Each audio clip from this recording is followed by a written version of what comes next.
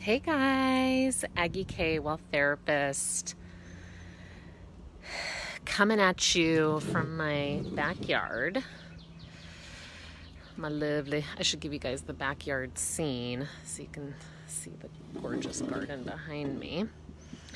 And we're talking about therapy versus coaching and what you might need right now to have a breakthrough. So, if you're hopping on, that's what we're talking about today. You guys feeling these earrings? Accessories from Love Day 31, Astoria, Queens. My last visit. Thank you, Ivona. Okay, so therapy versus coaching, what you might need right now. I have clients come to me and I can usually assess fairly quickly what they're needing. If they're needing therapy, if they're needing coaching. The short answer is probably both. Okay, unless you've already done a lot of therapy in your life. And as my therapist says, what's a dysfunctional family? A family that has more than one person. That's a dysfunctional family. So everyone has some sort of dysfunction going on. And if you've never dealt with any of it in any capacity, highly recommend that you have the experience of therapy, just so you know what that's like. If you're some kind of coach or service provider, have the experience of what therapy is like. And there are times in your life where you're going to need to really sit down and work through that stuff before you can move forward. There's times where you can do it in tandem with coaching, and there's times when all you need is coaching because you've done all your therapy. And you've what happened to me after a decade of therapy was like, I just felt like all I did was swim in the shit. All I was ever doing was swimming in the shit. Hey, Brenda. Brenda Perriera, artist up in Cold Spring. Check her out. She's in a gallery in Soho. Amazing artwork. So what I did was I spent like a decade in therapy and then just realized like I just keep finding more shit to swim in. I mean, that's the bottom line, right? There can be such a thing as just too much therapy that just isn't moving you forward anymore, so I'm kind of like on a maintenance plan now where I will pop into therapy for a couple of months when I feel like I'm just missing my own connection to my feelings. Like I'm maybe too in my like action-based coaching moving forward, and parts of me are like falling behind, or I feel disconnected from my inner child, or I'm just kind of missing a connection with myself. For me, if I can't get there on my own, I will reconnect with my therapist and have someone help me make that reconnection. So you have to really figure that out. And to me, ideally you have a little bit of both. If you haven't already put some time in the bank with therapy, with your like family of origin stuff, with the family that you grew up with, if you haven't healed that stuff, if you're having like major shit going down in your current relationships, that's not something that's going to take up all the space of your coaching, and it's not going to be able to move you forward, because there's just so much to do with our current relationships that can then murky the water of like your level of energy and bandwidth to put towards your goals and your money and your breakthroughs. Right. Brenda saying, after a while, talk therapy didn't do anything for me except feel worse. Yeah, it feels like swimming in your own shit after all. And for some people, it's amazing. It's like exactly the connection that they needed. But it just depends. Like, you have to gauge your own frequency. Like, is this doing for me what I need it to do? You want to make sure like your past issues and your current relationships aren't going to be the thing that is taking up all the time and energy of your mindset coaching, because then you can't really work on that stuff, like the goals and the money and the, like, what's keeping you from that, if there's all this stuff in the background that's never been dealt with. If you know what it is and you know that it's there and you've been working on it and all of that stuff, then absolutely coaching should be able to move you forward. And you want to be able to be working with someone who has like a therapeutic framework, who knows what that looks like, and who knows like, how to create a safe space for you versus, and there's some like super progressive therapists who are also all about moving you forward. Like there's obviously like variations of this, and I think the lines are blurred these days in many ways. Lots of therapists and lots of life coaches are on the same page of like moving people forward, short period of time, goals in advance. Like it isn't just this like 1970s sit on a sofa and just talk about your stuff psychoanalysis, right? So I think a lot of people have adopted this coaching style. So that's the thing, right? You kind of have to know, or have the coach assess with you, look, here's what's going on in my personal life. Because if you just come in with your money stuff and you don't even hear about what's going on in the rest of your life, sometimes you can't work through that stuff until your life is a little bit more balanced and a little bit more like manageable. Sometimes you won't be able to get there if your like daily life is in chaos. It's going to be really tough on you to be able to like hit measurable goals and to do these things that you want to do with your business if your day-to-day is like in shambles. So that's what I would take a look at. I would take a look at hey, Dottie Reynolds, FB ad guru, happy birthday. I hope you're having an amazing birthday month. Is it going to go into August? Check out Dottie if you need FB ads help. BTW.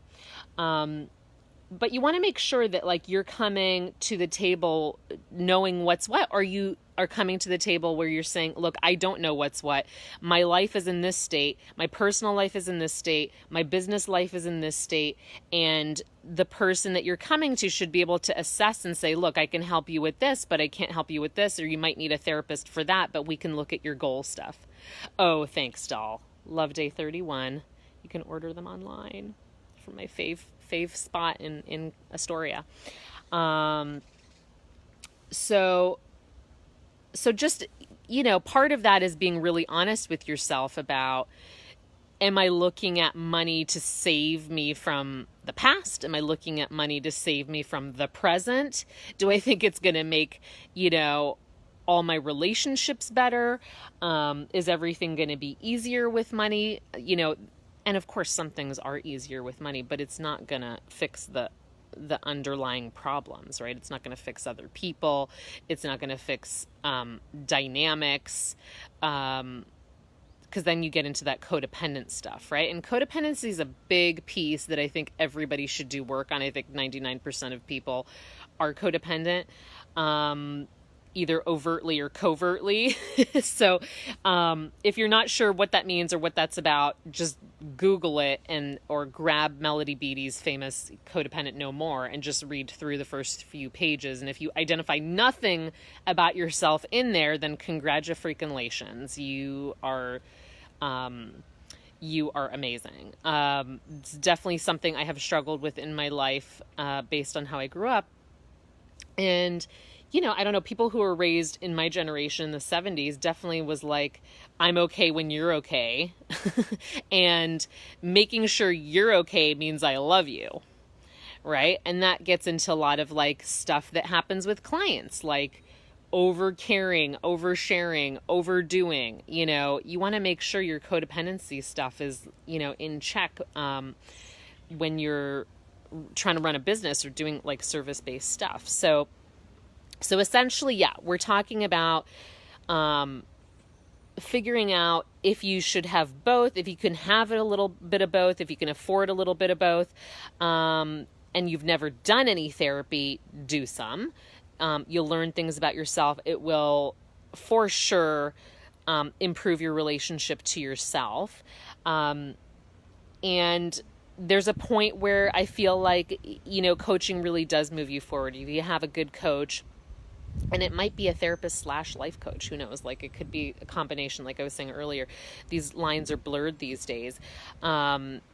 It might be a combination where it's also a person who's looking at moving you forward as well. But if the stuff from the past and the present is really troubling you, it's going to be really hard to focus on tangible, measurable stuff. And not that you can't. Look, I've known plenty of people, and I've had plenty of clients who are mindset freaking bad asses and really just focused on what they wanted so freaking hard that they made it happen, and then things changed in their life. But for most people need the safety of like a certain certainty, right? The safety of a certain certainty to be able to move forward in their life. Hey, Stephanie. Hey, Libby. Safety is like the number one thing that stops people from making more money or having bigger breakthroughs, is because they don't feel safe to do it. On a deep unconscious level, it might seem on the surface that there's every reason to do it, but reality is things, they're freaked out. They're scared to do it. That's the bottom line. If you felt safe to do it, you would probably have already done it. And it might have to do with your own levels of what's safe, which means, oh, thank you, doll. It might mean that safety means to you a certain level of being ultra available for your family. It might not be in your values. Like, you might want it. You might want 7 figures or whatever it might be in your business, but your value might be like, what's more important to me than that is spending quality time with my kids. And I don't think that I can have both. And that's where the mindset work might be.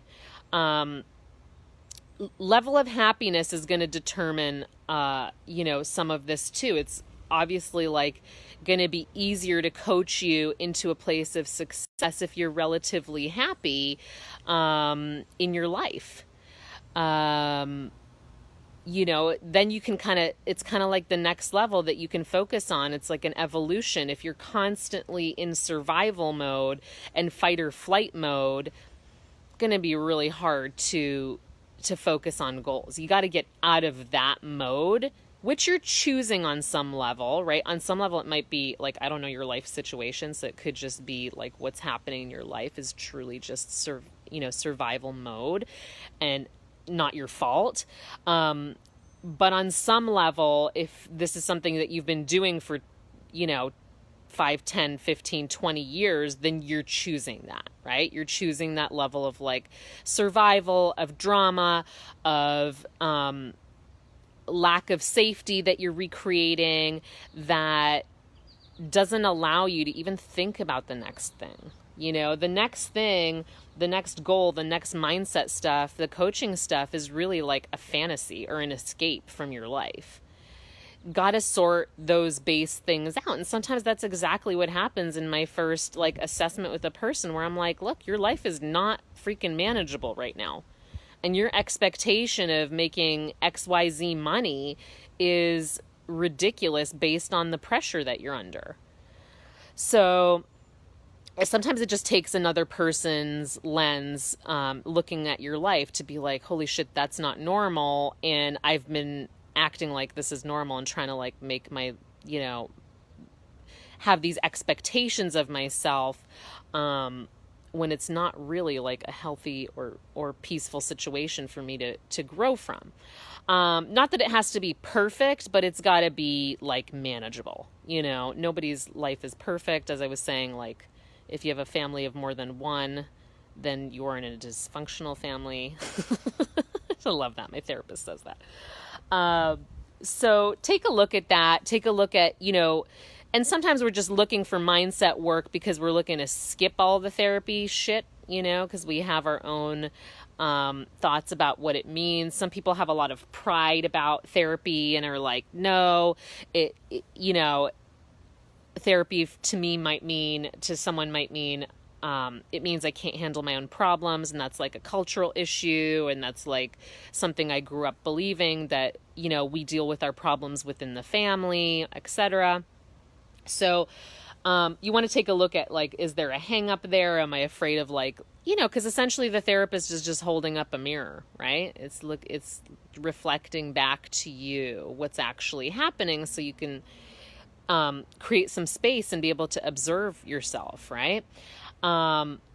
Which will for sure impact your coaching life if you don't, like, get, you know, again, if you're spending 10 years in therapy plus, which I have done, you can get to a place where you just start recycling the same garbage and you're not really moving forward. And that's become your, like, you know, that you're never fixed, right? So the mindset with that is like, would be to not get you to a place where you're just thinking that you're always broken either. Oh my gosh, I'm telling you, humanity, being a human, not easy. But that's why we do it together, guys. So I hope this was helpful. Just some of my insights on coaching versus therapy. I do think the lines are blurred. I think you want to be clear that you're in a safe relationship with the person who's coaching you, also important. So let me know your thoughts. What do you think about coaching versus therapy? And if you've tried one or the other and what your experiences have been. If you found this helpful, please like, love, share. Thank you guys so much for joining me, Aggie K, Wealth Therapist. And I have a workshop, and I'm going to do a little plug. Little shameless plug.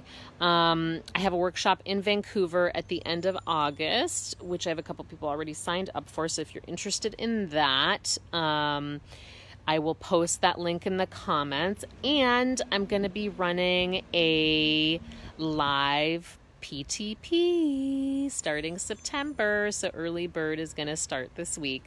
And that was my signature program, Permission to Prosper. And I haven't done it live in over a year, so that's really exciting. I'm excited to do that again. It's a 6-week thing where we will get into all this juicy business and take you to the next level. Okay, guys, have an awesome day. Talk to you soon. Bye.